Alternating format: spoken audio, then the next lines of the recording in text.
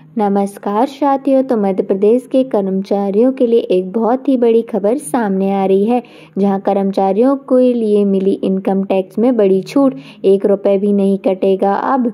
तो चलिए इसे विस्तार से जान लेते हैं, लेकिन उससे पहले अगर आपने हमारी यूट्यूब चैनल को सब्सक्राइब नहीं किया है तो ऐसी लेटेस्ट न्यूज़ के लिए पहले हमें सब्सक्राइब करें, ताकि आने वाली वीडियो आप तक पहले पहुँच सके।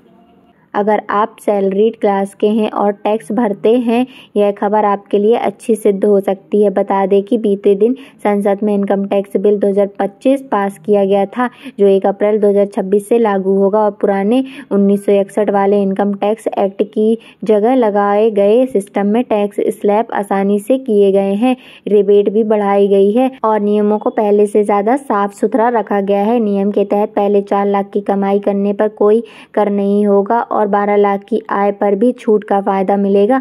सरकार का कहना है कि इससे टैक्स फाइलिंग का झंझट भी छुटकारा मिलेगा और लोगों की जेब में ज़्यादा पैसा बचेगा। आइए जानते हैं पूरी detail. New income tax bill 2025 के प्रमुख प्रावधानों में सैलरीड क्लास और मिडिल क्लास के टैक्स पेयर्स के लिए राहत भरी खबर आई है। टैक्स व्यवस्था में 4 लाख की आय पर कोई टैक्स नहीं लगेगा, वहीं 4 से 8 पर 5% तक और 8 से 12 लाख पर 10% और 12 से 16 लाख पर 15% टैक्स की दर लागू रहेगी। साथ ही सेक्शन 87A के अनुसार 12 लाख तक की आय वाले कर्मचारियों को 60,000 तक पूरे तरह से कर रिबेट मिलेगा, जिससे 75,000 के मानक कटौती को जोड़कर 12 लाख 7.5 लाख तक वेतन आय पर कोई टैक्स नहीं देना होगा।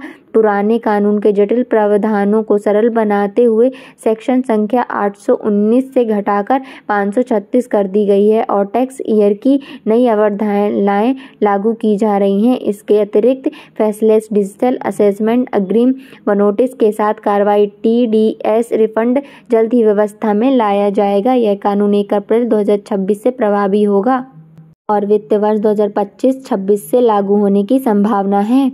कितनी रहेगी टैक्स छूट? नए टैक्स व्यवस्था में सेक्शन 87A के तहत अब 12 लाख की आय वालों को 60 लाख तक की पूरी पर डेबिट मिलेगी। इसका मतलब है कि 75,000 के स्टेटस डेजिग्नेशन को जोड़कर 12.5 लाख तक की वेतन आय पर कोई टैक्स नहीं देना होगा। पहले नई व्यवस्था में यह रिबेट सिर्फ 7 लाख तक की आय भी मिल पाता था, जिसे अब काफ़ी बढ़ा दिया गया है।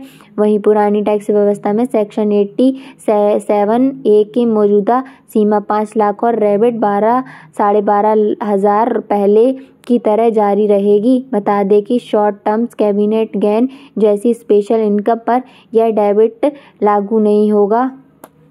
धारा 20 प्रॉपर्टी टैक्स के टैक्सेशन को स्पष्ट करती है, जहां स्वामित्व वाली इमारतों या भूमि होने वाली इनकम को इनकम फॉर हाउस प्रॉपर्टी के अंतर्गत टैक्स योग्य माना जाता है। सालाना वैल्यू अब अनुमानित और वास्तविकता प्राप्त किराए में जो अधिक होगी वही मानी जाएगी। हालांकि व्यावसायिक उद्देश्यों के लिए उपयोग की आने वाली संपत्ति का कारोबारी इनकम के अंतर्गत टैक्स लगाया जाता है। यह संशोधन प्रॉपर्टी टैक्सेशन में स्पष्टता और निरपेक्षता प्रदान करने का प्रयास करता है।